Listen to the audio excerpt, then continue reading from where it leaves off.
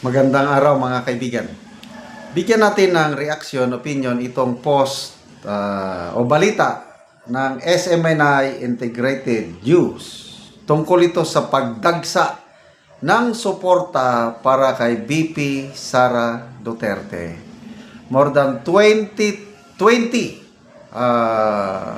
non-government organizations ang nag-ipon sa San Juan City, sa Metro Manila, para ipahayag ang suporta kay VP Inday Sara. So, sino na yung mga natataranta, aburito, umiiyak na? Risa Ontiveros, John Vic Remulla, Trillanes, De Lima. Ay nako, talagang very strategic move yung ginawa ni VP na nag-declare na siya ng kandidatura. Kaya open na yung mga pag-endorso, pagbigay ng suporta sa kanya. Samantalang si Hontiveros, pipiliin pa siya.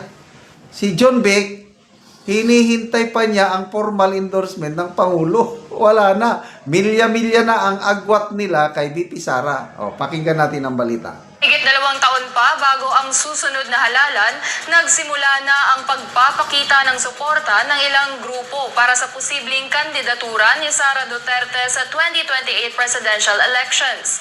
Mahigit 20 organisasyon mula sa iba't ibang sektor ang nagtipon sa San Juan City upang ipahayag ang kanilang pagsuporta sa ikalawang Pangulo. Si Almar Forzuelo para sa detalye ng balita. Nagtipon sa Green Hills, San Juan City ang mga taga-suporta ni Vice President Sara Duterte isang araw bago ang paggunita sa ika-1 taon mula nang arestuhin ang dating Pangulong Rodrigo Duterte. Tinawag ang pagtitipon bilang National People's Forum na dinaluhan ng mga lider mula sa iba't ibang organisasyon at sektor kabilang ang simbahan, Muslim community, riders groups, youth groups at iba pang civil society organizations. Sa naturang pagtitipon, inilunsad din ng ilang grupo ang panawagang pagbabago sa kasalukuyang pamahalaan. Paglulunsad din po ito ng isa sa pinakamalawak na pagtitipon ng mga leaders ng mahigit 20 organisasyon na ang layunin ay ipanawagan at tuloy-tuloy na ipanindigan ang Marcos, resign ka na, alis ka na, ayaw na ng sambayanang Pilipino sa iyo. Ayon naman kay dating Kongresista Jing Paras, Pangulo ng Kampilan ng Mamamayang Pilipino, layunin ng forum na ilunsad ang kilusang susuporta sa kandidatura ni Vice President Sara Duterte sa 2028. Ngayon, makikita nyo itong Tatay Digong for Inday Sara 2028 movement. We're looking at this as a political campaign movement. Kasi nag-announce na ng ating Vice President that she will be running for the presidency. Natural, maski matagal pa yon, ang puso natin ay para sa kanya. Hinihikayat natin ang bawat isa na mag-umpisa na tayo to lay the ground for the Vice President to become President. Ayon naman sa tagapagsalita ng Partido Demokratiko Pilipino Lakas ng Bayan na si Atty. Ferdinand Topacio, nararamdaman umano ng publiko ang galit at pagkadismaya sa kasalukuyang administrasyon dahil sa umano'y kawalan ng respeto sa batas. Ang unang-una po nating suliranin ay lawlessness. Hindi po ginagalang ang batas. Bakit ko nasabi yan? Unang-una, yang doktrinang Bendalo ay parang na-institutionalize na. Tingnan nyo na lamang ang nangyayari. Yung kay Tatay Digong, kita nyo naman, yun ang pangunahing ehemplo ng Bendalo. Kinundi na rin ng ilang lider ng organisasyon ang umano'y lumalalang korupsyon sa bansa. Nandito kami sumuporta sa launching ng Tatay Digong for Inday Sara Movement 2028. Kasi nga nakikita natin grabe ng korupsyon sa ating bansa. So, Yes. kami para masigurado ang panalo ni Inday Sara, lalaban kami hanggang 2028, no? Para mapalitan yung pamahalaan natin. Yung bangag na administrasyon na walang silbi, kundi pangurakot lang ng ating pera ng kaban ng gobyerno. May ilan ding nagsabing dapat umanong imbestigahan ang mga ulat ng katiwalian na lumulutang sa pamahalaan. Yun ang problema, no? Marami nang naglatangan, may mga ex-marines na mga sundalo na bulgar sa mali-malitang pera doon sa mga politicians. Yun lang. Nakakatuwa. Hindi mo na mapigilan ang pagdagsa ng suporta kay VP Sara. Ang matandaanan ko lang Bangsamoro 1, Bangsamoro, mga asosasyon ng mga kapatid nating Muslims dito Mindanao, isa sa pinakaunang nag-declare, Bangsamoro. Yung bagong henerasyon party list, dyan sa Metro Manila ang base nila. Ano pa? Ito, nakakatuwa, mga celebrity vloggers, mga Bisaya. Grabe. Si Halili, yung I think nasa 12 million followers ba si Halili sa social media.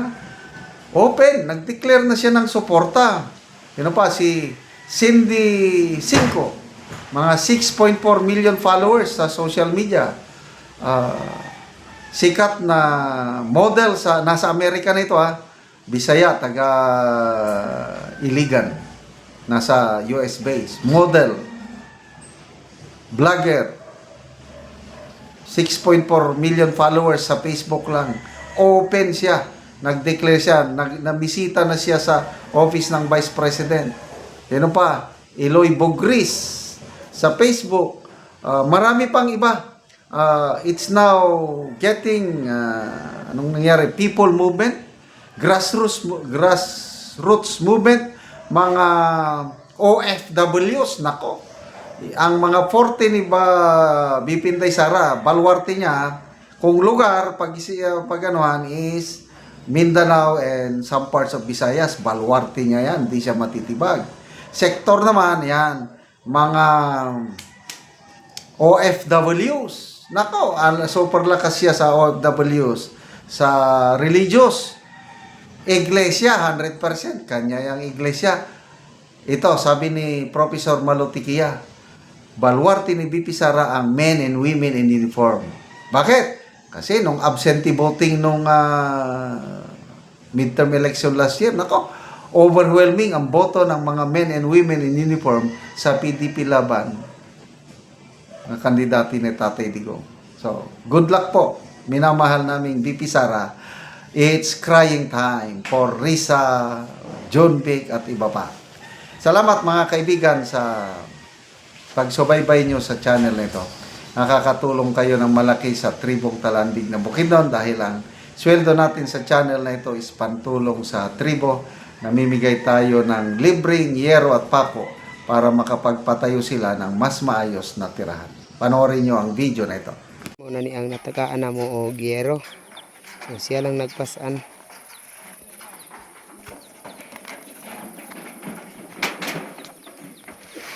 So muna ni ang ilang gipatindog nga balay nga pag-atupan karon.